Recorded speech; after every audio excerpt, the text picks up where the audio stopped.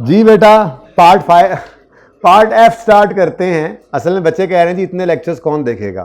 तो भाई बात यह है कि आपने एक दफ़ा में ये लेक्चर्स ले लेने हैं, नहीं तो 2 दिन में ले लेने हैं। सादा सी बात है, 1-1 घंटे का लेक्चर है, रिवीजन है बेसिकली, ठीक है। इसीलिए कहा था फिजिकली आ जाएं। जो नहीं आ पा रहे, 1-1 घंटे का इसीलिए लेक्चर बनाया है कि सुबह 1-2 लेकर फिर दरमियान में बाकी तैयारी करें, फिर दोपहर में 1 आधा और ले लें, फिर तो 5-6 पार्ट्स आराम से आप एक दिन में ले सकते हैं रिवीजन के।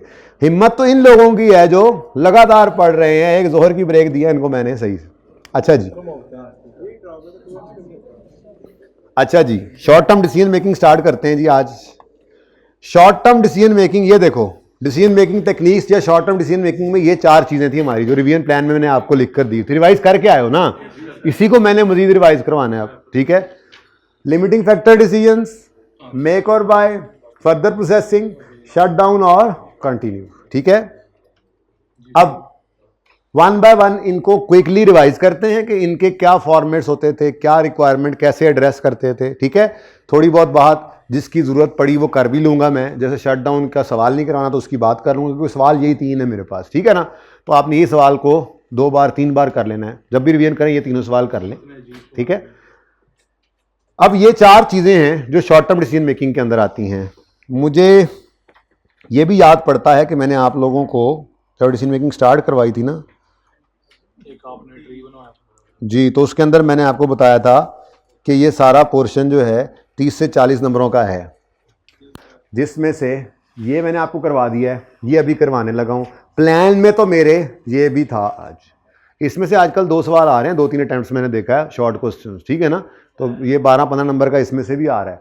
और अभी ये शायद अब मुझे लग रहा है कि शायद ये असर के बाद हो जाए, ये स्टार्ट हो जाए। इसके 3 चीज़ें हैं ना, 3 में से शायद हम योग्य रिवाइज कर लें, इन्वेंट्री लेवल्स कर लें, कोई 1 या 2 इसमें से कर भी ले। तीनों नहीं हो सकेंगे क्योंकि मगरिब से ऊपर नहीं, मेरी भी जवाब दे रही है, ठीक है, नहीं पढ़ेंगे हम। अच्छा, अभी मैं आपको ये करवाने लगा हूँ, ये चैप्टर 16 है IKP किताब का, ठीक है। चैप्टर 15 आपको करवा दिया मैंने। चैप्टर 14 इंशाल्लाह नेक्स्ट रिवीजन क्लास में सबसे पहले यही करेंगे, या यहाँ से कोई बाकियात बची हुई तो वो करेंगे, ठीक है ना। तो इंशाल्लाह ये डिसीजन मेकिंग आपका ऑलमोस्ट 40%, ये 30 to 40 लिखा हुआ है, अगर आप उठाकर देखें तो ये 40 या 41-42 तक टच कर रहा है। ये ज़्यादा था, इधर से ज़्यादा ही ले जाता है ये, ठीक है ना हिस्सा। शट डाउन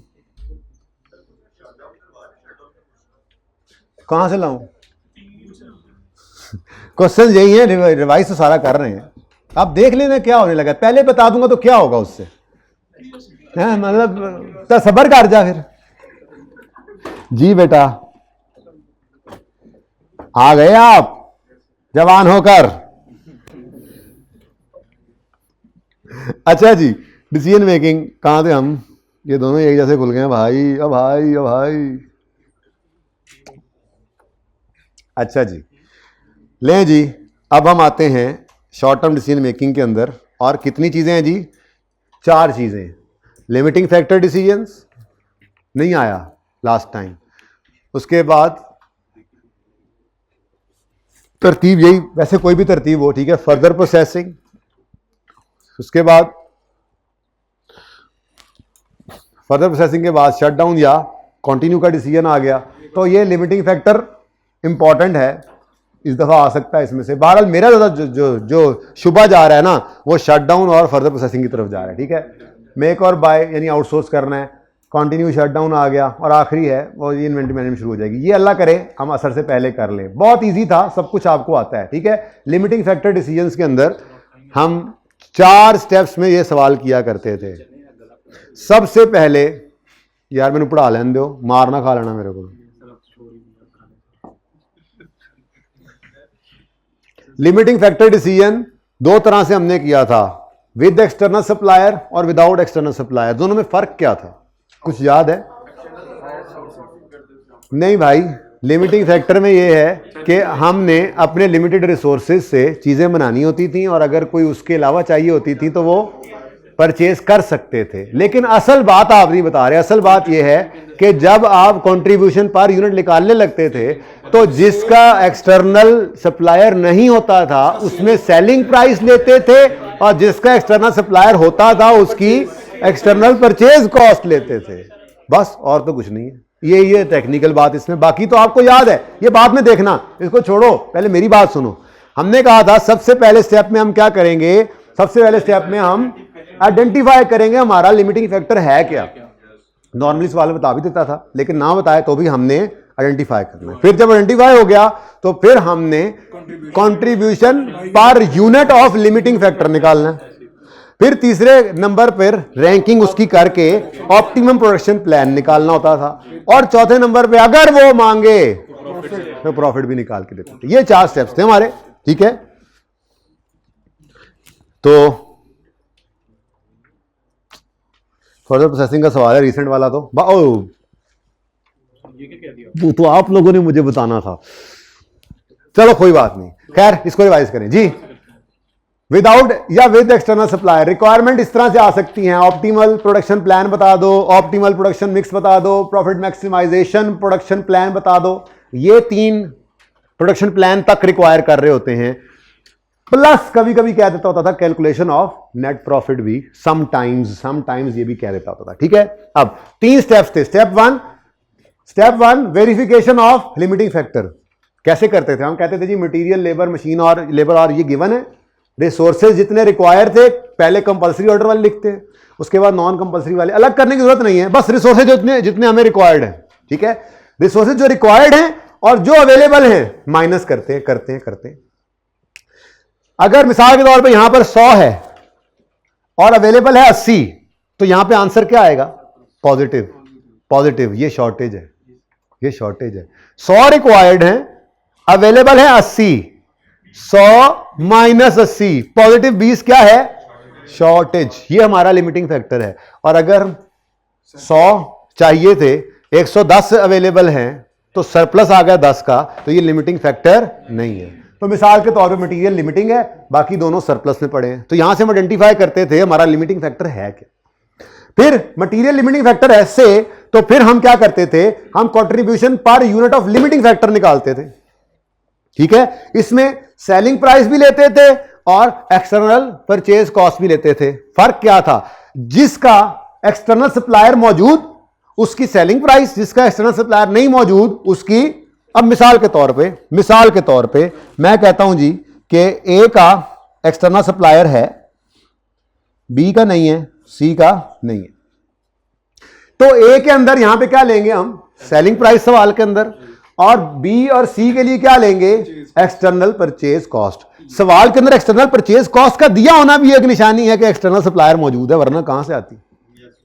याद आ रही है कुछ बातें, सेलिंग प्राइस वगैरह में से माइनस की variable cost per unit, direct material, direct labour, variable overhead, variable selling, marketing में माइनस कर देते थे, कंट्रीब्यूशन पर यूनिट आता था। गलती क्या कर देते हैं बच्चे, यहां पे रैंकिंग कर देते हैं आके, ये गलत है। ये कंट्रीब्यूशन पर यूनिट है, यहां से रैंकिंग नहीं करनी है, एक स्टेप आगे जाना है। हमारा लिमिटिंग फैक्टर क्या निकला था, मटेरियल, तो जितना एक यूनिट पर मटेरियल चाहिए वो यहां पे लिखो, लिमिटिंग फैक्टर पर यूनिट, उससे डिवाइड करो, contribution per unit of limiting factor आता था, ठीक है। ये आपने रैंकिंग कर लेनी होती थी। अब कोई नेगेटिव भी हो सकता है, हाँ हो सकता है, यहां पे कोई चीज नेगेटिव नहीं आ सकती। यहां पर मिसाल के तौर पर सेलिंग प्राइस 100 रुपए है और कॉस्ट उस पर 120 आ रही है, तो उसका तो कंट्रीब्यूशन ही नेगेटिव हो जाता है। तो अगर कोई नेगेटिव आए ना, उसको रैंकिंग में नहीं लेना। आज तक ऐसा हुआ नहीं, आएगा के सवाल में हो सकता है वो ऐसा कर दे डाटा के अंदर, ताकि बच्चे को ये पता हो, एक कॉन्सेप्ट है ना ये भी, कि जिसका कंट्रीब्यूशन पर यूनिट या contribution per unit of limiting factor negative आता है, उसको आपने रैंकिंग में लेना ही नहीं है, उसको साइड पे रख दो, बाहर से खरीद लेना, बनाने की जरूरत नहीं है। कमिटमेंट है जो भी है, बाहर से, मैंने कहा ना कि इसका एक्सटर्नल सप्लायर मौजूद है, ये मैंने क्या लिखा, इसका सेलिंग उलट बोल दिया था, इसका एक्सटर्नल सप्लायर मौजूद नहीं है, इसका सेलिंग प्राइस लिया था हमने, ठीक है ना। इसका एक्सटर्नल सप्लायर है, मैंने बोला ये था असल में, लेकिन वो टिक क्रॉस अलग हो गए, ठीक है ना। इसका एक्सटर्नल सप्लायर मौजूद है, तो इसकी हमने एक्सटर्नल सप्लायर यूं लिख देते हैं ना, एक्सटर्नल, मैं ES लिख दूं, एक्सटर्नल सप्लायर इसका मौजूद नहीं है, तो फिर यहां पर सेलिंग प्राइस लेंगे। इसका एक्सटर्नल सप्लायर मौजूद है, परचेज कॉस्ट, एक्सटर्नल सप्लायर मौजूद है। अब मिसाल के तौर पे बी का कंट्रीब्यूशन ही नेगेटिव आ गया, तो इसको रैंकिंग में मत लाओ, इसको बाहर से खरीद लेना, और अगर नहीं एक्सटर्नल सप्लायर मौजूद तो फिर ना खरीदना ना बनाना। लेकिन मेरी एग्जांपल के अंदर तो आ गया ना, ठीक है। अब रैंकिंग क्या कर ली हमने, मिसाल के तौर पे ये ज़्यादा आया इसका contribution per unit limiting factor, ये इसका कम आया तो ये हमारी रैंकिंग हो गई, ठीक है। Do not tech product with negative contribution per unit of limiting factor in ranking, it will only B purchase if external supplier is available, ठीक है, सही हो गया। अब ये काम करने के बाद, रैंकिंग आने के बाद अगला काम क्या किया करते थे हम, ऑप्टिमल प्रोडक्शन प्लान बनाते थे, ठीक है। ये फॉर्मेट होता था हमारा, आपको याद होगा, मैंने भी आपके नोट से देखकर बनाया था, मुझे खुद भूला हुआ था, सच्ची बात कर रहा हूं। तो मैंने वो हैंडआउट्स ओपन किए जिनमें लिमिटिंग फैक्टर वाले सवाल थे, आपको पता ही है कि कहां पे हैं वो सवाल। लिमिटिंग फैक्टर 48 का राउंड शुरू, आप तो रिवीजन करके आए ना, तो आप लोग तो फर है आप लोगों को सब कुछ। ये देखें, तो मैंने ना यहां पे आकर देखा, ऐसे सवालों के सोल्यूशन देखे, तो मुझे यहां से प्रोडक्शन प्लान मिला। ये वाला भी पूरा नहीं था क्योंकि इसमें विद एक्सटर्नल सप्लायर अभी शुरू नहीं हुआ था, इसमें सिर्फ प्रोड्यूस हो सकते थे यूनिट्स, ठीक है। तो हमने ये यूनिट्स प्रोड्यूस वाले लिए थे, लेकिन इससे आगे जब हमें बढ़ा था, पता नहीं इसी सवाल के अंदर था, नहीं ये भी सिर्फ प्रोड्यूस वाले आ रहे हैं।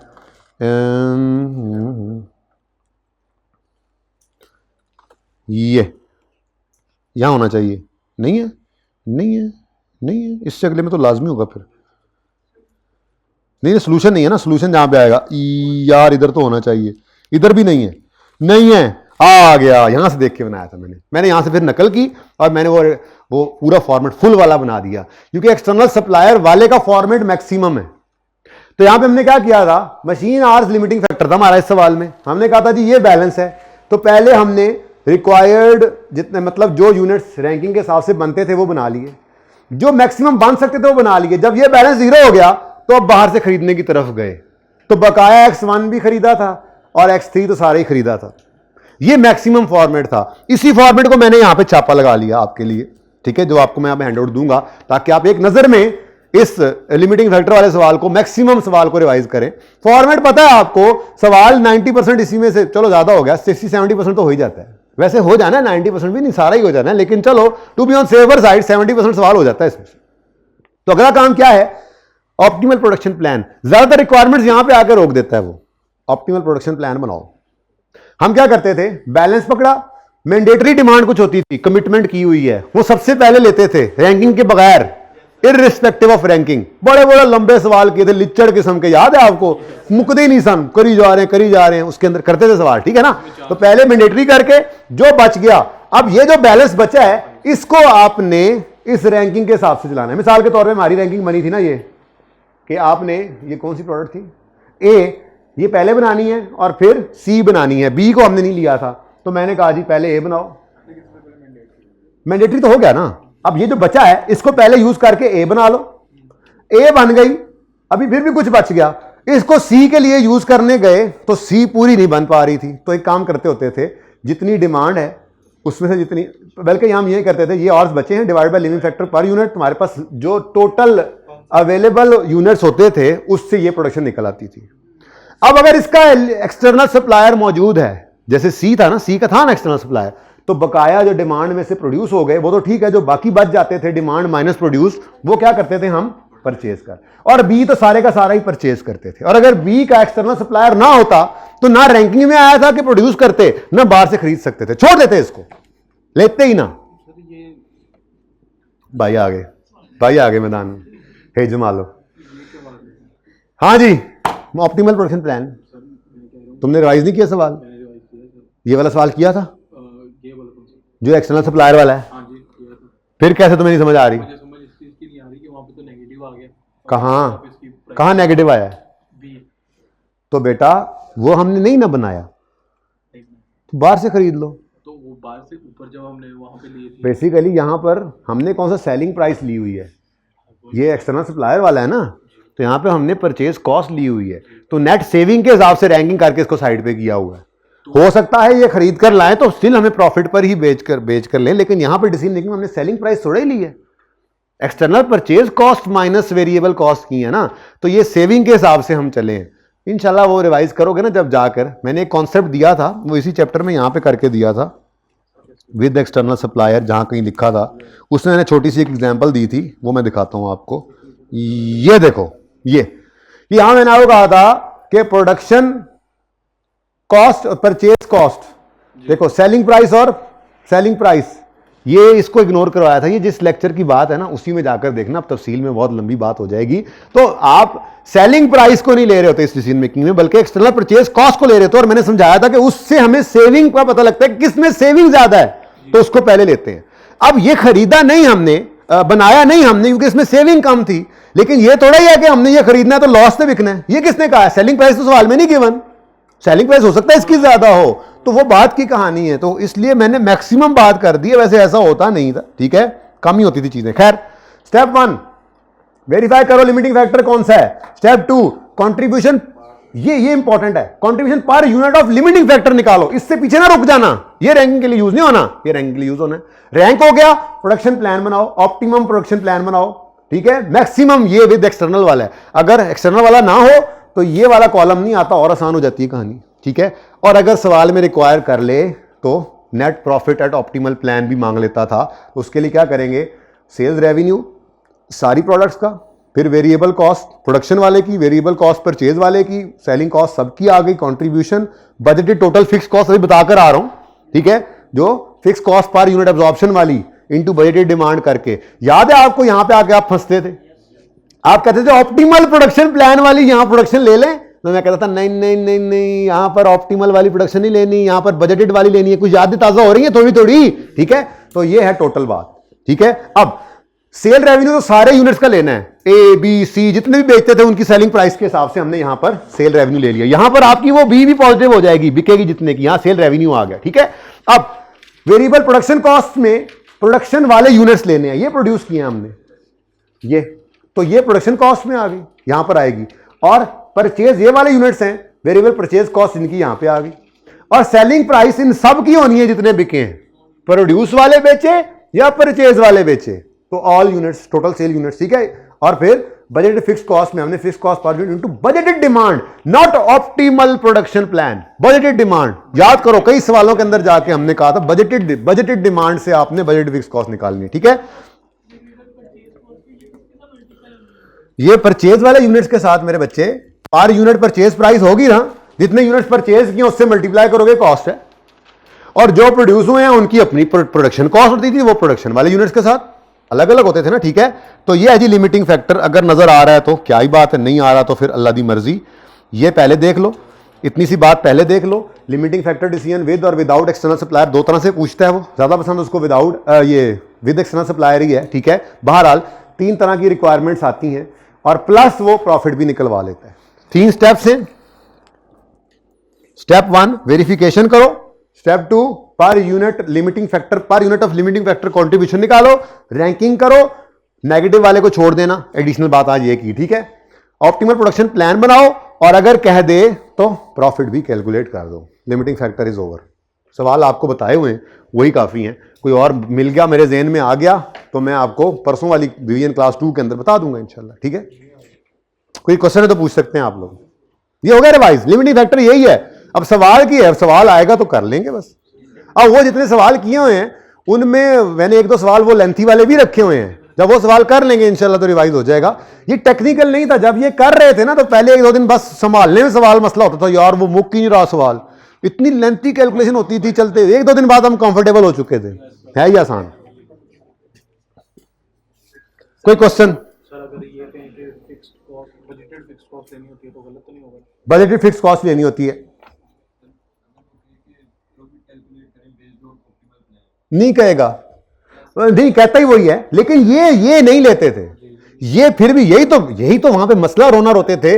मैंने आपको बताया था कि असल में हमने यहां पर मार्जिनल कॉस्टिंग के हिसाब से बना रहे हैं ना ये प्रॉफिट स्टेटमेंट, अनलेस के वो खुद कह दे, तो मार्जिनल के अंदर हम कभी भी यहां पे जो है वो एक्चुअल नहीं लेते, वो एब्जॉर्प्शन के अंदर एक्चुअल नहीं लेते, बल्कि उसको प्रोडक्शन, बजटेड प्रोडक्शन के साथ लेकर चलते हैं। यही पर लड़ाई पड़ती थी हमारी और मैंने वहां पे प्रूफ भी किया था। अब अपने रेलेवेंट लेक्चर को खोलेंगे तो वहां पे मैंने आपके साथ डिस्कशन की हुई है। ये अब इसे सिर्फ याद करवाना था कि ये ऐसे होता था, ठीक है। बस इतनी सी बात अब याद रख लो ना, अब तो बस एंड हो गया। वैसे रेलेवेंट लेक्चर्स में जाओगे तो वो मिलेगा आपको पूरा तफसील से, लेकिन इतना याद रख लो बस कि अगर आपको लिमिटिंग फैक्टर का सवाल दे, प्रॉफिट स्टेटमेंट मांगे, इधर बात सुन लो, प्रॉफिट स्टेटमेंट मांगे, तो आपने जब फिक्स कॉस्ट लेनी है तो उसको ऑप्टिमल प्रोडक्शन प्लान वाले यूनिट्स पर नहीं लेना, हमेशा बजटेड पे लेना है। ये आप जितने सवाल 2 3 4 सवाल ऐसे देखे थे जिनमें ये काम किया था एक्चुअल में, जब फर्क आता था, तो जब किया था तो उसको याद रख लो बस, जब भी रिवाइज करो वो सवालों को तो वो दोबारा पक्का ही होगा। ठीक है, पर्चे में आ जाए तो ऐसे ही अप्लाई कर देना। वजह वो फिर पूरी तस्वीर नहीं आनी। सर वो दूसरे टॉपिक्स का भी सवाल है। यार देता हूं अभी, या बीच में चलते चलते मैं छोड़ देता हूं सारा कुछ बंद करके क्लास में, पहले वो सवाल दे देता हूं तुम्हें, आ जाएंगे सवाल। आपको जितने करवाए हैं सारे करें, आप सारे लंबे टॉपिक्स तो निकल गए, अब छोटे टॉपिक्स हैं। कल मैं इंशाल्लाह आके प्रोसेस कॉस्टिंग शुरू करवाऊंगा, नहीं पहले सीवीबी करेंगे, फिर उसके सवाल बता दूंगा, सीवीबी के सवाल बता दूंगा। इन्वेंट्री मैनेजमेंट के अगर ब्रेक में टाइम मिल गया असर में तो बता दूंगा, वरना वो भी कल इंशाल्लाह मतलब आपको भेज दूंगा, आपको ना आज कल मैं बना के भेज दूंगा, आपको तस्वीर आ जाएगी बकाया की भी, उनकी प्रैक्टिस कर लेना, वो रिवीजन भी हो जाएगी। पर्सनल क्लास में आओगे, आप तैयार होके आओ, ज्यादा बेहतर है, खतरा नहीं है, उल्टा अच्छी बात है। खतरा तो मतलब आपको अच्छे समझ के आओगे तो कोई मसला हो तो पूछ सकते हो ना, मुझे खतरा तो नहीं है ना, मुझे तो खुशी है कि आप तैयार होके आओगे। जब तैयार होके आओगे तो आप ज्यादा अच्छी तरीके से सवाल कर सकते हो, कोई मसला मसाइल तो वो निकाल सकते हो। लेकिन वैसे ही हमने वो डंग निकाल दिया है, जो मसाइल थे ना उनको आज एक टाइम लगा के ना साइड पे कर दिया, मसाइल वही थे, बाकी अब एकदम सीएमए आसान सी लगने लगी होगी आपको, मुझे पता है। Passing is not an issue, ये मैं बता रहा हूं, ठीक है ना। भाई वो दोबारा देख लेना जाके, ठीक है, हाँ लेक्चर चाहिए तो लेक्चर देख लेना, वो सवाल है वो एडजस्टमेंट करवाई हुई ना, दोबारा पूछो, नई चीज जी। यील्ड का मतलब होता है आउटपुट भाई। अच्छा जी सुने, उसको देख लेना दोबारा, मुझसे फिर इंडिविजुअली पूछ लेना जी। बेटा चार स्टेप्स, लिमिटिंग फैक्टर का 4 स्टेप्स सवाल के अंदर हैं, ठीक है। पहले वेरिफिकेशन करो कौन सा लिमिटिंग फैक्टर है, फिर contribution per unit of limiting factor निकालो, फिर रैंकिंग करो, ऑप्टिमल प्रोडक्शन प्लान बनाओ, और अगर कहे तो प्रॉफिट स्टेटमेंट बनाओ। प्रॉफिट स्टेटमेंट में क्या चीज लेनी है वो मैंने लिख दी है इसके अंदर। उसके बाद हमारा मेक और बाय डिसीजन आगे जो लिखा हुआ है वो बाद में देखते हैं। मेक और बाय डिसीजन के अंदर हम बना सकते हैं लेकिन खरीद भी सकते हैं, यहां पे ऑप्शन है, ठीक है। बनाएं मेक करें या आउटसोर्स कर दें, इस डिसीजन मेकिंग के अंदर कुछ याद पड़ता है फॉर्मेट में क्या था। रेलेवेंट रेवेन्यू और रेलेवेंट कॉस्ट तो ठीक है बता लिया आपने, रेलेवेंट रेवेन्यू क्या था, जो खुद हम बनाते थे, प्रोडक्शन करते थे, उसकी सेविंग। जी हाँ, वेरी सिंपल। हम एक चीज बना रहे थे, हमने कहा इसको बनाओ मत, अगर बनाएंगे नहीं तो जो कॉस्ट सेव हो गई वो हमारी रेलेवेंट इनकम है, और अगर बाहर भेज देंगे तो जो कॉस्ट अब इनकर होनी है तो क्या हो सकता था, मैक्सिमम ये होता था फर्दर प्रोसेसिंग जी, मैक्सिमम ये होता था, ये तो नहीं नजर आ रहा ना जी।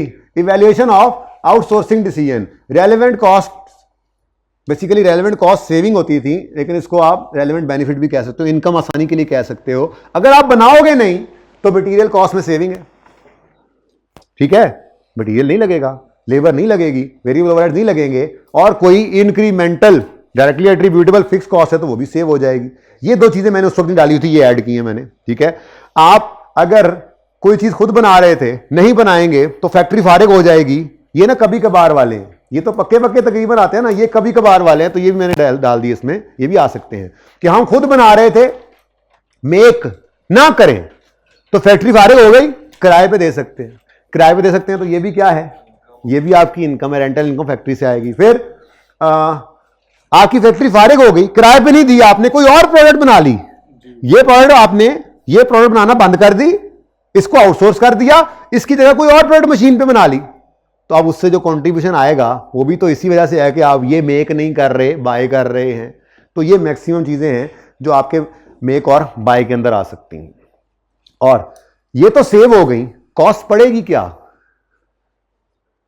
कॉस्ट पड़ेगी क्या सेठ साहब, सॉरी, कॉस्ट पड़ेगी क्या, जो बाहर से आउटसोर्स, हाँ बाहर से खरीद कर लाओगे तो परचेज कॉस्ट, किराया पड़ेगा, टैक्सेस पड़ेंगे, इंश्योरेंस कराओगे, जितने भी खर्चे, कैरेज वो मैंने किराया कह तो दिया था, ये purchase cost, transportation inward, custom duty, non fundable taxes, insurance in transit, और उसके बाद इंस्पेक्शन कॉस्ट है।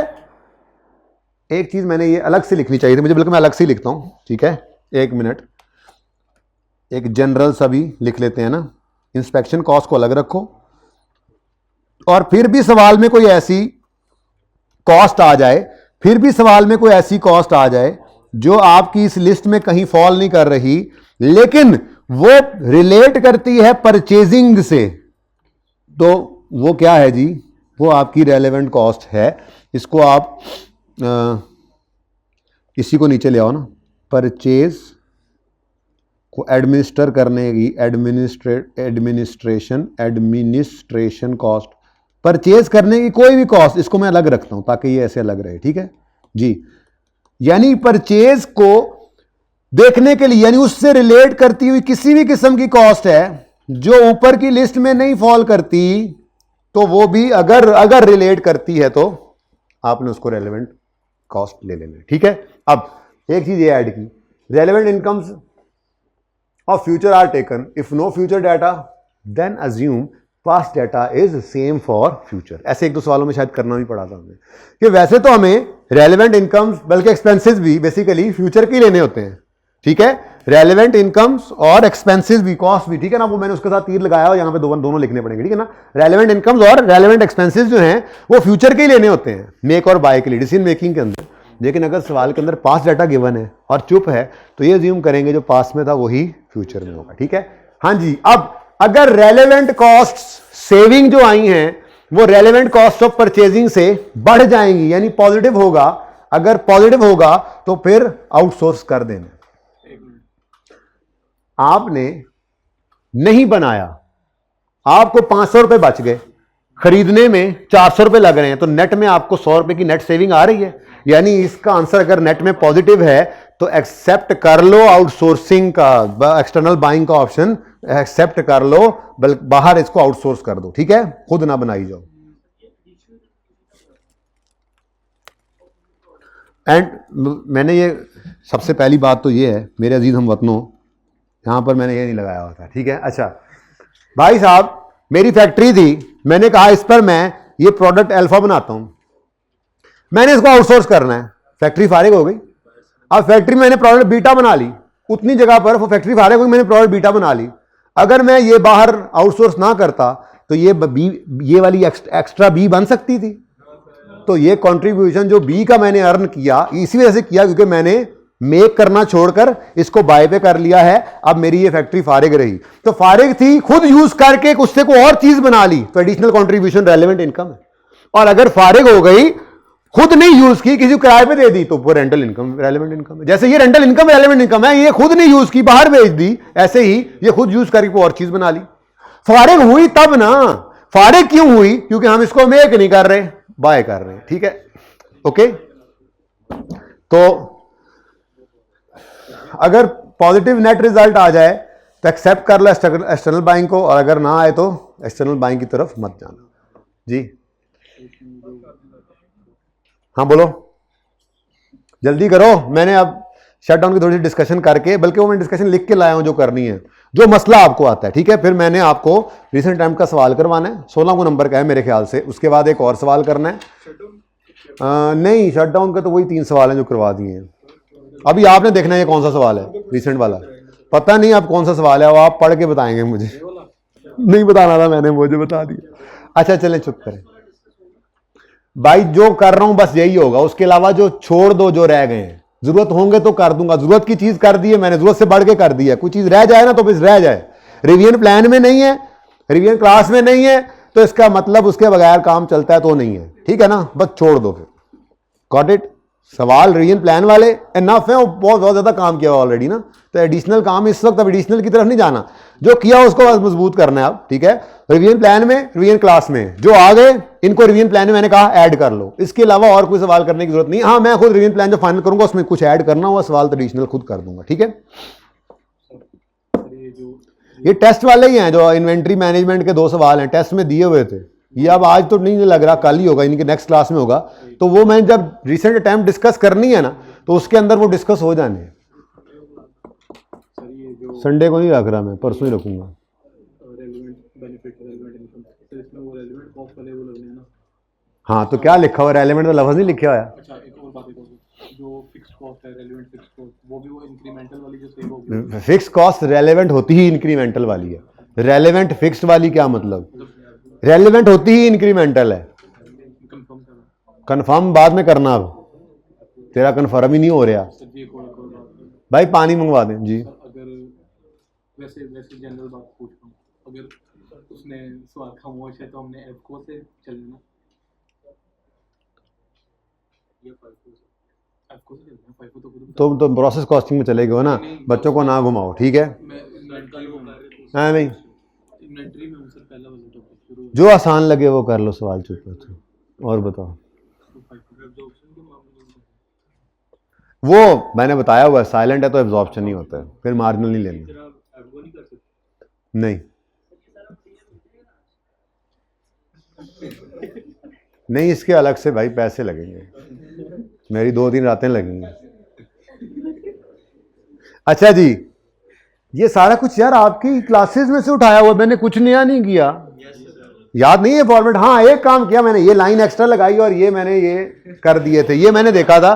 सिर्फ ये नहीं लिखे हुए थे, असल वाले में दिखाऊं, असल वाले में ये नहीं था, बाकी वही है। मैंने ये यहां से लिए हुए हैं, आप पता नहीं क्या समझ रहे हैं। ये देखें, नहीं यार वैसे ही क्या आ रहा हूं, मोहब्बत कर रहा हूं। ये कौन से हैं जी? ये देखो, ये कंटिन्यू शटडाउन आ गया, ये फर्दर प्रोसेसिंग है। ये देखो, ये फर्दर प्रोसेसिंग है। कहाँ गया आउटसोर्सिंग? ये आ गया, ये आउटसोर्सिंग चल रहा है।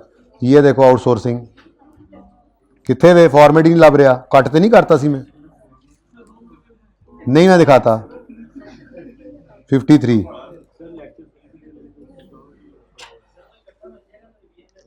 ये देखा, मैंने कहा है ना, एक लाइन नहीं लगी हुई थी, ये नहीं लिखे हुए थे मैंने, वो मैंने लिख दिए थे। तो बस ये यहीं से उठा, देखो कॉपी भी अभी तक वही पड़ा हुआ है। तो ये इकट्ठा दूंगा बेटा इंशाल्लाह, इरादा नियत तो यही है, ना बना तो तस्वीरें खींच के भेज दूंगा माजरत के साथ, पीडीएफ बनाने की कोशिश करूंगा। अच्छा जी, बाई मेक और बाय में ये बस याद रखना है आपने, फॉर्मेट क्या है, 70% सवाल हो जाना है। एक दो एडजस्टमेंट मुश्किल होती हैं, बाढ़ में जाएं यार, वो हर सवाल 70% सही कर लो, पास हो, ठीक है। तो अगर मेक और बाय हो तो आपने कहना है भाई मेक नहीं करें तो क्या कॉस्ट बचेंगी, तो ये रेलेवेंट इनकम्स हैं, सेविंग है, कॉस्ट सेविंग है बेसिकली तो, और बाय करने की जो कॉस्ट है वो रेलेवेंट कॉस्ट बन जाएंगी, ठीक है। अच्छा, मेक और बाय नहीं है, फर्दर प्रोसेसिंग है। ये फर्दर प्रोसेसिंग क्या होती है, जो हम वो ज्वाइंट प्रोडक्ट प्रोसेस कॉस्टिंग में से नहीं निकालते थे, joint product split of point पे वो टूट जाती थी, तो फर्दर प्रोसेस किसी को करते थे किसी को नहीं करते थे। तो फर्दर प्रोसेस किसको करना है किसको नहीं करना, ये फर्दर प्रोसेसिंग डिसीजन है। जब उन सवालों में गए थे तो मैंने कहा था डिसीजन मेकिंग कर चुके हैं हम, तभी तो वो सवाल में कह रहा है फर्दर प्रोसेस कर लो इसको।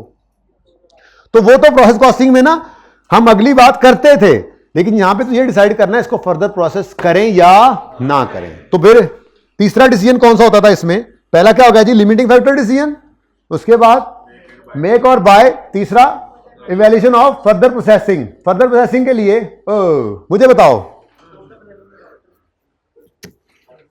क्या होता था रेलेवेंट इनकम और क्या होता था रेलेवेंट एक्सपेंस?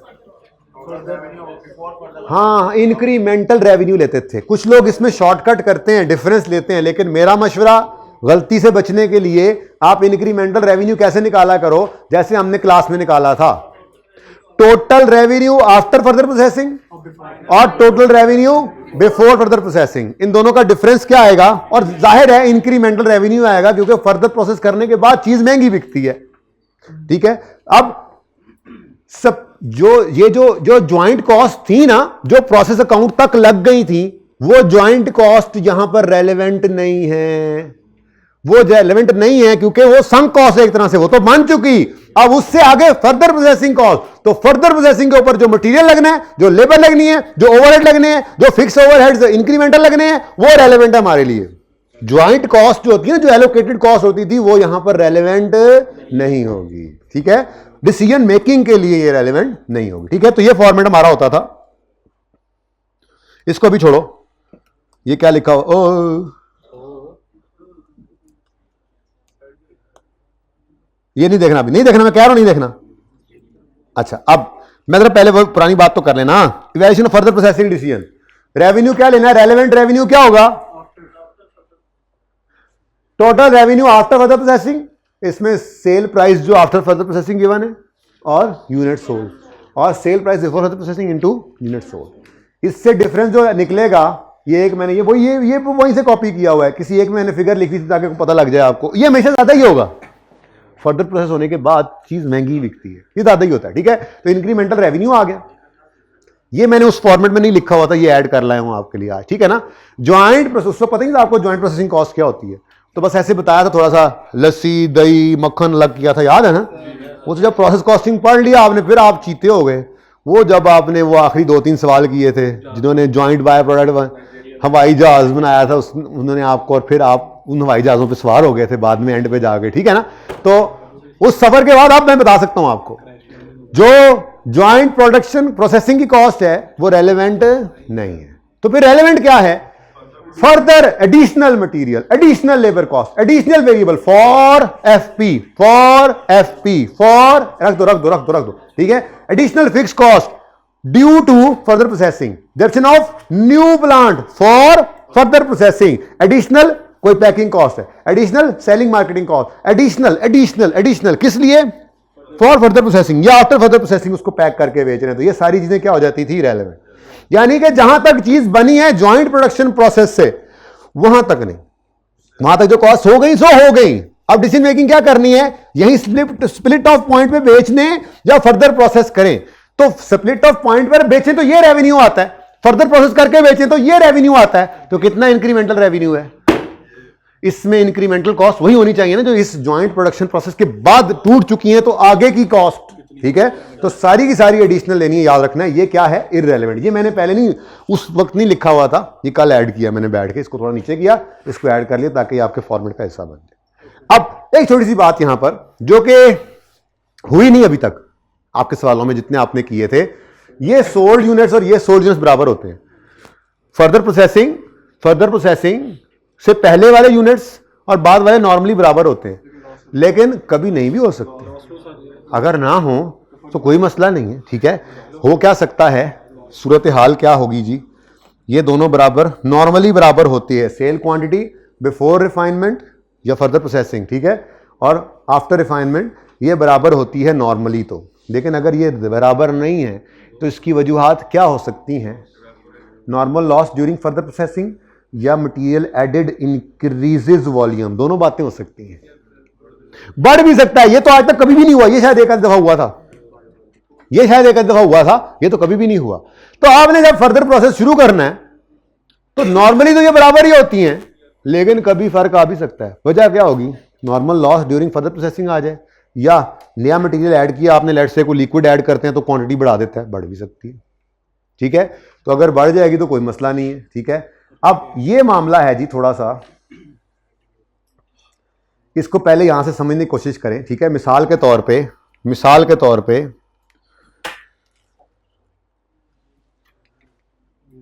लॉस का मसला है, ठीक है। ये जो पॉसिबल सिचुएशंस आ सकती हैं मैंने यहां पे लिखी हुई हैं, इधर देखो। रेवेन्यू आफ्टर फर्दर प्रोसेसिंग में 500 केजीज लिए, रेवेन्यू बिफोर फर्दर प्रोसेसिंग में भी 500 और वेरिएबल कॉस्ट भी 500। कब, जब कोई लॉस नहीं होगा, तो आपकी बिफोर फर्दर प्रोसेसिंग में जो यूनिट्स हैं वो ये वाले यूनिट्स, ये इधर देखो बेटा, अब ध्यान कर इधर देख लो ना यार, ये यूनिट सोल्ड और ये यूनिट सोल्ड दोनों बराबर हैं। और तो और यहां जो आपने मटेरियल कॉस्ट लेनी है, वेरिएबल कॉस्ट भी तो यूनिट्स की लेनी है ना, कितने यूनिट्स की लेनी है, सेम, ठीक है ना। यानी अगर कोई लॉस नहीं होगा तो आपके रेवेन्यू आफ्टर फर्दर प्रोसेसिंग के अंदर जो यूनिट सोल्ड आने हैं वो भी 500 मिसाल के तौर पे किलो में बनता है, तो 500 kilo before further processing, 500 kilo ही आफ्टर फर्दर प्रोसेसिंग, और 500 किलो की ही वेरिएबल कॉस्ट लगेगी। कोई मसला इसमें, यानी आपने सारे सवाल में यहां पर क्या लेना है, 500 यूनिट्स। और यहां पर जो आप यहां पे आप मिसाल के तौर पे एडिशनल मटेरियल कॉस्ट लेते थे, तो मिसाल के तौर पे 10 रुपए मटेरियल कॉस्ट है पर यूनिट, तो आप पर केजी, तो आप क्या करोगे, 10 रुपए इंटू कुछ यूनिट्स तो करने हैं ना, कौन से होंगे? वही 500। तो यहां 500 500 500, यानी कि कोई लॉस ना हो तो सारे सवाल के अंदर आपके वही 500 यूनिट्स हैं जो आपने स्प्लिट ऑफ पॉइंट से फर्दर प्रोसेस किए, उन्हीं को प्रोसेस किया हुआ है। तो वही बिफोर फर्दर प्रोसेसिंग उन्हीं का रेवेन्यू आ रहा है, आफ्टर फर्दर प्रोसेसिंग उन्हीं का रेवेन्यू आ रहा है, यानी ये केजीज का into selling price after processing, into selling price before processing, into cost जो कि लगनी है। तो यही यूनिट्स आ गए। ठीक है, ये कोई मसला है यहां तक? ये तो नॉर्मल केस था, लॉस आ गया। अब लॉस क्या है जी? लॉस आता है एट एंड। लॉस कब आता है जी? Eight and. यानी कि आपने बिफोर प्रोसेसिंग 500 केजीज बनाए थे, जब इसको फर्दर प्रोसेस करते हैं तो एंड पे कितने बचते हैं? 450 किलो। लेकिन आपको एंड पे जाके पता लगता है लॉस कितने हैं। इसका मतलब वेरिएबल कॉस्ट तो 500 के 500 पे लगेगी। ये बात समझ आती है जी? मैक्सिमम मसाइल बता रहा हूं आपको, ठीक है ना, क्योंकि मुझे लग रहा है कि इसने आना है इस दफ़ा, तो इसको ज़्यादा तफसील से कर रहा हूँ। वैसे उसमें तफसील इतनी थी, क्या करते जो पीछे बातें की हैं। ठीक है, ये बात समझ आई? ये हमने स्प्लिट ऑफ पॉइंट पर 500 किलो एक चीज़ के प्रोड्यूस किए, इसको फर्दर प्रोसेस किया, नहीं समझ आ रही? इसको फर्दर प्रोसेस किया तो जब एंड हुआ फर्दर प्रोसेसिंग का जो प्रोसेस था, तो उसमें से 50 किलो लॉस हो गए। कब पता लगा? एंड पे। तो 500 के 500 प्रोसेस में डाले थे, सारी मटेरियल लेबर ओवरहेड की कॉस्ट उस पर लग गई, एंड पे पॉइंट पता लगा 50 तो गए। इसका मतलब जब इनको बेचने लगेंगे आफ्टर फर्दर प्रोसेसिंग, तो यहां पर कितने यूनिट्स लेंगे? 450। बिफोर प्रोसेसिंग 500 यूनिट्स थे, इन्हीं को प्रोसेस में डाला, सारों पे कॉस्ट लगाई, और जब एंड हुआ तो 50 लॉस हो गए। तो आप बेचेंगे कितने? 450। ईपीयू वाली फीलिंग भी आने दो, आ रही है, उसी तरफ जा रहे हैं, अभी एंड पे गए हैं। यही कह रहा हूं कि यही होता है ना, वो सर जी उसने बीच में ईपीयू मिक्स कर दिया, कुछ नहीं होता, बस सिंपल सी बात है। ये दो मसला समझ आ रहे हैं? ये तो कोई मसाइल, इनमें तो कोई मसला नहीं है, कोई लॉस नहीं है। तो जितने यूनिट्स बिफोर प्रोसेसिंग थे उतने ही आफ्टर हैं, उन्हीं में प्रोसेसिंग कॉस्ट सारी लग गई। अगर नॉर्मल लॉस आता है और आता है एट एंड, तो जितने बिफोर प्रोसेसिंग थे उन सबको प्रोसेस करके वेरिएबल कॉस्ट लगाई, लेकिन एंड पर 50 जाया हो गए, तो फिर फर्दर प्रोसेसिंग के बाद कितने बिकेंगे? 450। 50 तो गए, कोई मसला? अगर नॉर्मल लॉस बिगिनिंग पे आ जाता है, तो बिफोर प्रोसेसिंग तो 500 ही थे, लेकिन वहीं पता लग गया ये फर्दर प्रोसेसिंग काबिल नहीं है, इन 50 को साइड पे करो, बाकी 450 पकड़ो, उन पर वेरिएबल कॉस्ट इनकर करो, मटेरियल लेबर। ओ भाई बड़ी अहम बात कर रहा हूं यार, क्या बात आपस में करने वाली बात है इस वक्त यार, बहुत ही अहम बात हो रही है, बाद में दोबारा नहीं बताना ये, ठीक है? नॉर्मल लॉस बिगिनिंग पता लग गया, क्या मतलब? आपका स्प्लिट ऑफ पॉइंट पे 500 किलो बना एक प्रोडक्ट का, 500 किलो स्प्लिट ऑफ पॉइंट पे पड़ा है, अभी बेचो तो 500 बिकता है, लेकिन आपने कहा इसको फर्दर प्रोसेस करते हैं। जब फर्दर प्रोसेसिंग के लिए आपने खंगाला, तो उसमें से फर्दर प्रोसेस होने के काबिल 50 यूनिट्स नहीं थे, उन 50 को आपने अलग किया, बाकी 500 को फर्दर प्रोसेसिंग में डाला। तो कॉस्ट कितनी लगाओगे? 450 के ऊपर मटेरियल लेबर ओवरहेड लगाओगे, और यही फिर कंप्लीट होकर निकलेंगे तो 450 ही बिकेंगे। समझ आती है? और लास्ट नॉर्मल लॉस दरमियान में आता है, ईपीयू जैसा ही हो गया ना, नॉर्मल लॉस दरमियान में आता है। तो जब 500 यूनिट्स बनकर निकले थे, इनको अभी बेच दो तो 500 बिकेंगे, तो revenue of before further processing में ये 500 किलो आ गए, लेकिन हमने प्रोसेसिंग शुरू कर दी तो 450 पर तो पूरी वेरिएबल कॉस्ट लग गई, लेकिन बाकी 50 के ऊपर 70% लगी, क्योंकि 70% स्टेज ऑफ कंप्लीशन थी जब नॉर्मल लॉस आया। मैं stage of completion he stage of inspection लिख दूं? चलो एक ही बात है, जितना जब 70% कंप्लीट था तब नॉर्मल लॉस आया, ठीक है? तो नॉर्मल लॉस तो 50, मैंने 50 यूनिट्स अज्यूम किए हुए कि नॉर्मल लॉस है, 10% बनता है ना, तो 50% नॉर्मल लॉस हो गया, तो बिकने तो 450 हैं, बने थे 500, स्प्लिट ऑफ पॉइंट पे 500 थे, फर्दर प्रोसेस करके 400 बचने हैं, ये तो सेम है, ये तो समझ आता है। अब यहां पे आके ना, क्योंकि नॉर्मल लॉस ना बिगिनिंग पे है कि सारे पर ना लगे, ना एंड पे है कि सारे पर ही लग जाए, दरमियान में है, तो जितना अरसा काम हो गया उतनी वेरिएबल कॉस्ट ले लो। 50 किलो पर 70% काम हुआ था कि वो लॉस हो गए, तो उन पे 70% variable cost, material labour overhead सब लग चुके थे, ठीक है? और मटेरियल नॉर्मली स्टार्ट में लगता है, वो ऐसे कहते तो 100%, लेकिन इस लेवल तक नहीं जाता ये भी, बस अब बात बहुत बढ़ गई तो मैंने कहा ये भी बता दूं, ठीक है ना? नॉर्मली ऐसा होता नहीं, यहां तक चला जाए तो बड़ी बात है, पहले दूसरे, ठीक है ना? तो 500 बने, 450 बिकने हैं क्योंकि 50 तो लॉस हो जाने हैं। लेकिन ये जो 50 लॉस होने हैं, ये जब 70% कंप्लीट हो जाता है प्रोसेस फर्दर प्रोसेसिंग का, तब पता लगता है। तो तब पता लगता है तो फिर इन पे वेरिएबल कॉस्ट कितनी लगेगी। तो बिफोर प्रोसेसिंग 500 बेच सकते थे, आफ्टर प्रोसेसिंग 450 बचेंगे, ये बेच सकते हैं। और जो 50 हैं वो 50 पे वेरिएबल कॉस्ट जब यहाँ लेनी ना, मटेरियल लेबर वो बताए वैसे अलग अलग, लेकिन मैं कह रहा हूँ वेरिएबल कॉस्ट सीधी इकट्ठी दी हुई हो तो कितनी वेरिएबल कॉस्ट लग जाएगी इस पे 70, और फिर वो लॉस हो जाएंगे साइड पे कर दे, फिर उन पर मजीद कॉस्ट इनकर ना करना। Got it. ये जरा नई चीज थी तो इसको, अच्छा सॉरी, अगर ये सारी है फर्दर प्रोसेसिंग के लायक, जिनमें पॉजिटिव आएगा उसको फर्दर प्रोसेस करेंगे क्योंकि इंक्रीमेंटल रेवेन्यू ज्यादा है इंक्रीमेंटल कॉस्ट से, और किसी की अगर नेगेटिव आ गई तो उसको फर्दर प्रोसेस नहीं करेंगे, बल्कि स्प्लिट ऑफ पे उसको भेज देंगे। ठीक है, ये आपकी फर्दर प्रोसेसिंग आ गई। कोई क्वेश्चन है तो पूछो। देना यार पानी, नमाज का टाइम हो गया। आज तो टाइम इतनी जल्दी गुजर रहा है।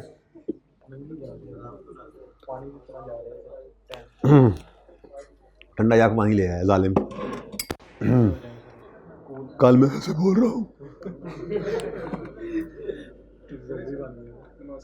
हाँ जी, नमाज पे चलते हैं, अभी तो बहुत टाइम पड़ा है, अभी तो सवाल पढ़ेंगे जी। 12 नहीं 13.5 मिनट पड़े हैं। अच्छा, मगरिब के बाद भी अगर दिल कर पड़ता है पढ़ने का, लेकिन पढ़ाना नहीं है मैंने वैसे, बस मैं डिसीजन मेकिंग में रोक दूंगा ना, इन्वेंट्री मैनेजमेंट नहीं करते। देखो आपको एब्जॉर्ब भी तो होना चाहिए। तो अभी इतना अच्छा काम जा रहा है, एंड पे वो बोझ बन जाएगा, बोझ नहीं बनाना इंशाल्लाह। इन्वेंट्री मैनेजमेंट अगली क्लास में जब 7:30 बजे आओगे ना, तो 1.5 घंटे में, यानी पहले पार्ट में इन्वेंट्री मैनेजमेंट पढ़ा देना आपने, क्योंकि फ्रेश हो गए। उसके बाद फिर सीवी में थोड़े कम फ्रेश हो गए, फिर प्रोसेस कॉस्टिंग में और कम हो गए, फिर मगरिब के बाद मैं कहूँगा कोई छोटी मोटी चीज़ मार्जिन एब्जॉर्प्शन करवा के, तो वेरिएंस तो आ जाएगा ना। स्टैंडर्ड कॉस्टिंग में वेरिएंस एक ही बात होती है, वो इकट्ठा ही है। ठीक है ना। तो इन्वेंट्री, सीवीपी, प्रोसेस, ये तो मैंने, और उसके साथ ये स्टैंडर्ड कॉस्टिंग, इसका भी एक सवाल रिसेंट में आया। रिसेंट वाले सवाल करवाने ताज़े किए हुए हैं, उनमें ज़्यादा टाइम नहीं लगना रिवीजन में हमें। रिसेंट में ना अगली क्लास में जब ये 4 होंगे ना, तो फिर इंशाल्लाह मगरिब तो करीब होगी।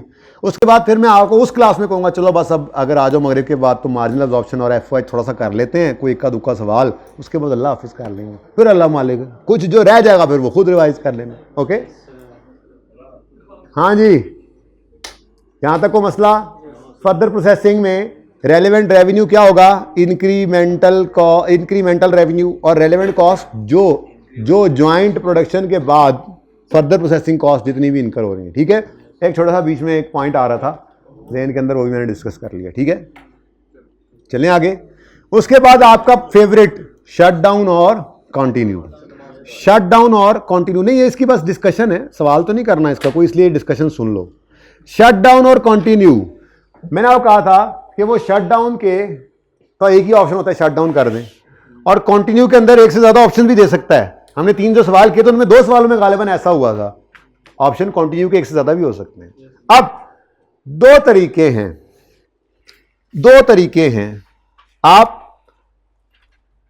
ये तो मैंने वो वहां उठाया था, डिसीजन मेकिंग क्या करनी, whether to continue product in operation और क्लोज इट इमीडिएटली। तो इवैल्यूएशन करते हुए कंटिन्यू और शटडाउन को पकड़ते हैं, जिसका पॉजिटिव ज्यादा है वो हाईएस्ट उठा लो, और अगर सारे नेगेटिव हैं तो नेगेटिव लोएस्ट वाला उठा लो। ये हमने डिसीजन लिया था। ठीक है ना।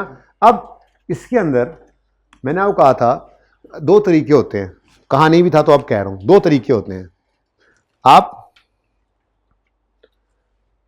या तो बेनिफिट रिकॉर्ड करो या इनकम रिकॉर्ड करो उस कॉलम में जिसमें वो अकर हो रही है। मिसाल के तौर पे आप कहते हैं कि हमारी फैक्ट्री जो है, अगर हम शट डाउन कर देंगे तो उससे रेंटल इनकम आएगी। हम शट डाउन करके किराए पे दे देंगे ना, शट डाउन मतलब हम प्रोडक्शन छोड़ देंगे और हम उसको किराए पे दे देंगे, तो रेलेवेंट इनकम क्या है, 5 लाख का रेंट है। अब एक तरफ लेना है, दूसरी तरफ नील। ठीक है, मन नहीं लेना ना, यही तो मसला है। आप दोनों चीजें सोचने लग जाते हैं। इसमें मसला ही सिर्फ ये है जो मैं अभी समझाने लगा हूं। इसीलिए सवाल तो हैं ही 3, लेकिन आप उन 3 सवालों को जब आप इस अप्रोच को सामने रखते हुए करोगे ना, जो मैं डिस्कस कर रहा हूं, इंशाल्लाह it would be a piece of cake. लेकिन उन्हीं सवालों को ही करना है आपने, तो वो सवाल जितनी बार करते जाओगे आप बेहतर होते जाओगे। एक्सपेक्ट कर सकते हैं आप शट डाउन कंटिन्यू आए इस दफा। ठीक है, अच्छा, तो क्या करने जी, एक ऑप्शन क्या है, आप बेनिफिट या इनकम को उस कॉलम में रिकॉर्ड करो जहां वो अकर हो रहा है। मतलब शट डाउन करेंगे तो फैक्ट्री किराए पे देंगे, तो फिर ये किराए की इनकम शट डाउन में लिखो, कंटिन्यू में ना लिखो। ठीक है। एक और अप्रोच है जो आईके के सॉल्यूशन के अंदर या कुछ और किताबों में, कुछ और टीचर्स के, और सारी अप्रोचेस ठीक हैं, सारी अप्रोचेस ठीक हैं। आंसर नेट में एंड पे गलत आएगा, डिसीजन गलत नहीं मतलब डिफरेंट आएगा, डिसीजन नहीं डिफरेंट हो सकता। ठीक है। अब सुनो सुनो सुनो, या तो आप रिकॉर्ड करो इनकम या बेनिफिट, ये बहुत इंपॉर्टेंट पॉइंट है इस वक्त। शट डाउन कंटिन्यू में 3 ही सवाल हैं जो हमने किए हुए हैं, तो मसला क्या है? मसला सिर्फ ये है, तो ये आपको समझ आ जाए तो कोई मसला नहीं है इसमें। ठीक है जी। रिकॉर्ड करो इनकम या बेनिफिट को जिस कॉलम में वो अकर हो रहा है, समझ आती है बात? दूसरा ऑप्शन क्या है? अपॉर्चुनिटी कॉस्ट रिकॉर्ड करो। वो क्या है? वो ये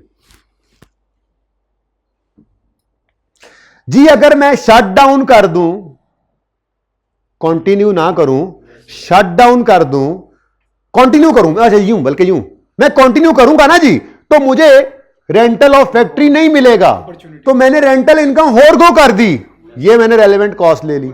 अब ये ऐसे करके पकड़ा है हमने कान को, भाई तुम यार ऐसे पकड़ लो कान को, ऐसे पकड़ो, ऐसे करने की क्या जरूरत है कान को? बात समझ आई? ये दोनों ऑप्शंस हैं। एक तो आप इस तरफ को सोचते हैं, ये परेशान कौन है, तो आसान क्या लगा?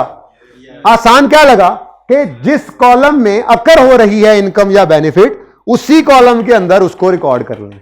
अपॉर्चुनिटी कॉस्ट वाला काम ना करें। अपॉर्चुनिटी कॉस्ट वाला काम रेकमेंडेड है नंबर 1, नंबर 2 रेकमेंडेड नहीं है। अच्छा, ये तो फिर चलो एक बात है, कोई बच्चा डबल डबल सोचता है। कुछ लोग ऐसे होते हैं जो 5 लाख इधर लेकर -5 लाख इधर भी ले रहे होते हैं, वो टार्जन पता नहीं क्या कर रहे होते हैं, वो तो नील में हुए में नील कर दो आप, फर्क ही कोई नहीं डिसीजन मेकिंग के अंदर। ठीक है, तो दोनों से ठीक है नहीं,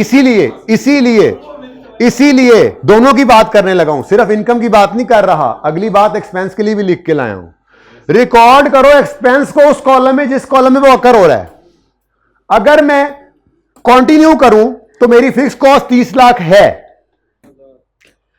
30,000, ओके। और अगर मैं शट डाउन कर दूं तो मेरी ये कॉस्ट नहीं है। नाउ दिस इज अप्रोच 1 जो मैंने यूज करवाई थी आपको सवालों में। ठीक है, कि रिकॉर्ड करो एक्सपेंस को वहां जहां अकर हो रहा है। अब कुछ बच्चे दूसरे ऑप्शन, ये भी सही है, किताबों में मिलता है, कुछ उस्ताद ऐसे भी कहते हैं अपॉर्चुनिटी कॉस्ट का कॉन्सेप्ट। वो क्या कहते हैं, भाई अगर शट डाउन करेंगे ना तो ये कॉस्ट सेविंग मिलेगी, कॉस्ट सेविंग इज इनकम। ठीक है, और अगर कंटिन्यू करेंगे तो ये कॉस्ट सेविंग नहीं मिलेगी, तो ये मुश्किल बात है। फिर वही बात है, सीधी बात करो भाई, आसान है। इस तरह से करोगे ना तो 70% सवाल सही हो जाएगा, इतना ही बड़ा शट डाउन वाला सवाल सही हो जाएगा। 1-2 एडजस्टमेंट्स को माफ कर देना, ठीक है ना। ये सीधी अप्रोच पे चलना है। क्या करना है, एक्सपेंस को भी वहां रिकॉर्ड करना है जिस कॉलम में वो अकर हो रहा है। अपॉर्चुनिटी चेंज इन एक्सपेंस यानी एक्सपेंस सेविंग वाले कॉन्सेप्ट को नहीं देखना। और टार्जन क्या करते हैं, वो और फंस जाते हैं। यही मसला है उनको, दोनों कान ऐसे नहीं, दोनों कान ऐसे पकड़ते हैं फिर। ठीक है, तो वो फंस जाते हैं। तो कंटिन्यू शटडाउन में इसके अलावा और कोई मसला नहीं है। ठीक है, जिंदगी आसान हो जाएगी। ये 2 बातें ज़हन में रखते हुए सवाल वही 3 हैं, सवाल यही 3 हैं। केड़े वाला, जिम्बाब्वे और सियाब तो मुझे नाम याद है, जिम्बाब्वे और सियाब तो, और ये क्वेश्चन 1 कौन सा है सर, खुद जाके देख लेना हैं। हाँ, साहिल, अपना दोस्त साहिल, साहिल चले जी, साहिल, सियाब और जिम्बाब्वे, ये 3 ही हैं शटडाउन कंटिन्यू के। अब इन 3 को करने के लिए आपने, चौथा कोई नहीं है मेरे पास, मैं कोई ऐड नहीं कर सकता ना है मेरे पास, ठीक है ना। ये 3 सवाल जो हैं, कोई टेस्ट का सवाल और करने की जरूरत नहीं, बस यही 3 करने हैं आपने। और उनको करना किस अप्रोच से है, बेनिफिट या इनकम को, दोनों से तुम कर लेना बेटा। तुम फिर अगली बार फिर मान लेना, इस बार भी ना मानो, दूसरी बारी है तेरी जी। रिकॉर्ड करना है बेनिफिट या इनकम को आपने जिस कॉलम में वो अकर हो रहा है। सिंपल है ये, ठीक है ना। तो सिंपल तरीके सोचना है। अगर मैं शट डाउन करूं तो फैक्ट्री किराए पे जाएगी, तो शट डाउन की ये इनकम है, तो यहां ले लो, यहां में मत लो, और दूसरी तरह से मत सोचो। ये जिंदगी आसान है आपकी, ठीक है। अच्छा, सोल्यूशन में मैंने अर्ज किया ना, अगर आईकैप दूसरी अप्रोच पे कर रहा है कोई चीज, तो सोल्यूशन के अंदर डिफरेंस होगा, डिसीजन में नहीं होगा। और दोनों सही हैं, फेल होने का तरीका थोड़ी सिखा रहा हूं आपको, दोनों तरीके से सवाल सही है, ठीक है। और अगर एक्सपेंस रिकॉर्ड करना है तो उस कॉलम में करो जहां वो एक्सपेंस जहां से रिलेट करता है, जहां पे अकर हो रहा है। अगर मैंने फैक्ट्री बंद की तो फिर मुझे फिक्स कॉस्ट नहीं मिल लगी, मेरी नहीं होगी, और अगर चलाऊंगा तो फिक्स कॉस्ट है, तो जहां की कॉस्ट है वहां पे ले लो एक्सपेंस के तौर पे। ये सिंपल तरीका है, ऑपोजिट में बोल भी नहीं आगे क्या है, ठीक है। तो ये आपका क्या है जी, शट डाउन, इसके अलावा और कुछ नहीं है। अब जरा देखो कंटिन्यू शट डाउन के अंदर मैंने कहा था ज्यादा चीजें, अच्छा, और पहले करना भी क्या, हमेशा पहले कंटिन्यू करना, मैंने पहले लिखा हुआ है, शटडाउन को बाद में रखना, क्योंकि कंटिन्यू में ज्यादा चीजें होंगी, शटडाउन में बहुत कम है। तो जब आप कंटिन्यू पहले कर जाओगे ना, शटडाउन को साइड में करके, कंटिन्यू के अंदर क्या देखना है आपने, जो इनकम रेलेवेंट है कंटिन्यू से रिलेटेड वो ले लेनी है, जो एक्सपेंसेस है रेलेवेंट वो एक्सपेंसेस ले लेने हैं, और उसके बाद शटडाउन में थोड़ी सी चीजें बचेंगी। तो इसलिए इस तरह से पासिंग मार्क्स आपको ये सवाल पहले ही दे चुका होगा, ठीक है। अब कंटिन्यू करोगे तो सेल ऑफ यूनिट्स प्रोड्यूस कब आना है, कंटिन्यू में होना है, कंटिन्यू में होना है, शटडाउन में नहीं। जहां से रिलेट करती है इनकम वहां रिकॉर्ड कर रहे हैं। अब कुछ लोग उल्टा सोचेंगे, नहीं सोचना, बस छोड़ो, ठीक है, नहीं सोचना बस। वो क्या सोचेंगे, वो कहेंगे जी यहां पर ये फॉरगॉन होगा और यहां पर नहीं ले रहे होंगे। फजूल बात यार, सीधी गल कर लो, ठीक है। यहां पे इनकम है, यहां नहीं है, ठीक है। Rental income of factory, shut down करेंगे तो इनकम है, कंटिन्यू में ये इनकम नहीं है। दिस इज सिंपल, बस एक तरह से सोचना है। अगर दोनों तरह सोचोगे तो फिर बैठे होगे, सर शट डाउन की समझ नहीं आती, तो कंटिन्यू की समझ नहीं आती। क्लास करवाते हुए अगर मैंने कोई दो ऑप्शंस, अक्सर ऐसा भी होता है ना, वो लंबी क्लास जब चल रही होती है रूटीन के अंदर, तो आप एक सवाल को दो तीन तरह से बता देते हैं, अच्छा यार ऐसे भी देख लो, ऐसे भी देख लो। अगर कोई ऐसा हुआ भी पड़ा हुआ ना, उसको अब उसके ऊपर मिट्टी डाल दो, मतलब दोनों ऑप्शन मैंने करवा दिए, अब वो सोचना नहीं है, दोनों वहां पर करवा के प्रूव किया होगा हमने। मैंने कोई एडजस्टमेंट में ऐसा किया भी था, वो उल्टा बच्चों को परेशान कर गई थी, तो मैंने वहां पे नियत की थी कि अगली बार और रिवीजन क्लास में इनको कहूंगा दूसरा सोचना ही नहीं। हालांकि प्रूफ वहां पे हो गया था, लेकिन उसी ने परेशान किया। अब जिंदगी आसान है, क्या, इनकम सिर्फ उस कॉलम में लेनी है जहां से रिलेट करती है, एक्सपेंस सिर्फ उस कॉलम में लेना है जहां से वो रिलेट करता है। जिस कॉलम में एक्सपेंस है वहां लो, दूसरे में मत लो, जिस कॉलम की इनकम है वहां लो, दूसरे में मत लो। Got it. अब आगे स्क्रैप वैल्यू ऑफ प्लांट, ये शायद मैंने नहीं लिखा हुआ था पहले दिन वाले फॉर्मेट में, अभी ये लिख कर लाया हूं, ठीक है। वो क्या है, कभी कभी ऐसा भी हो सकता है, कभी कभी ऐसा भी हो सकता है कि वो कहे अगर शट डाउन करेंगे ना तो आपको स्क्रैप वैल्यू मिलनी है, ठीक है, स्क्रैप वैल्यू मिलनी है, कंटिन्यू करें तो नहीं मिलनी, ठीक है। या ऐसा भी हो सकता है कि शट डाउन करें तो स्क्रैप वैल्यू 5 लाख मिलनी है, कंटिन्यू करें तो स्क्रैप वैल्यू 2000 यूनिट्स बनाएंगे तो 3000 मिल जाएगी, 3000 बनाएंगे तो 1000 मिलेगी, ठीक है। तो ये तीनों के अंदर भी वैल्यू आ सकती है डिफरेंट, ठीक है। तो ये मुमकिन है, जहां की इनकम है वहां रिकॉर्ड करो। रेलेवेंट एक्सपेंसेस में क्या है, मटेरियल कॉस्ट कंटिन्यू में होगी, शटडाउन में नहीं है, लेबर कॉस्ट नहीं है, वेरिएबल ओवरहेड इधर कंटिन्यू में है, शटडाउन के अंदर नहीं है। शटडाउन करोगे तो कौन सी वेरिएबल कॉस्ट है, एट्रीब्यूटेबल फिक्स कॉस्ट स्पेसिफिक जो होती थी कंटिन्यू में है, फिक्स शटडाउन में नहीं है, वो है ही इसी वजह से कंटिन्यू कर रहे हैं, ठीक है। Variable selling, attributable fix selling expenses, non current assets की रेलेवेंट कॉस्ट है इधर, शटडाउन में नहीं है, ठीक है। रिडंडेंसी कॉस्ट, पेनल्टी कॉस्ट, ये यहां नहीं है, फारिग कर दिया बंदों को, पेनल्टी पे करनी पड़ी, रिडंडेंसी कॉस्ट पे करनी पड़ी, तो वो कंटिन्यू में नहीं होती, वो शटडाउन का एक्सपेंस आ जाता है। तो जहां का एक्सपेंस है वहां लो, दूसरी तरफ मत लो। पॉजिटिव आएगा तो हाईएस्ट पॉजिटिव आपका जो है वो आपका फेवरेबल नहीं, हाईएस्ट पॉजिटिव आपने करना है। हाईएस्ट पॉजिटिव अगर शटडाउन है तो कर दो, हाईएस्ट पॉजिटिव अगर 3000 है तो ये करो, कंटिन्यू करके 3000 यूनिट्स बनाओ। और अगर सारे ही नेगेटिव आ गए हैं तो नेगेटिव लोएस्ट वाला सबसे अच्छा होगा ये हमारा, ठीक है जी। तो शटडाउन हो गया ये।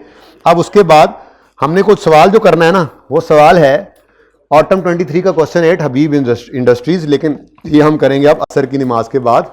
तो ये पार्ट कंटिन्यू रखें। कितनी देर का हुआ है अभी, 59 मिनट्स का हो गया, चलो ठीक है, नहीं नमाज का टाइम हो गया, अब इसको क्लोज कर दें, इसके बाद हम फिर पार्ट अगला शुरू करेंगे, ठीक है जी। क्लोज कर दें इसको, अल्लाह हाफिज। नमाज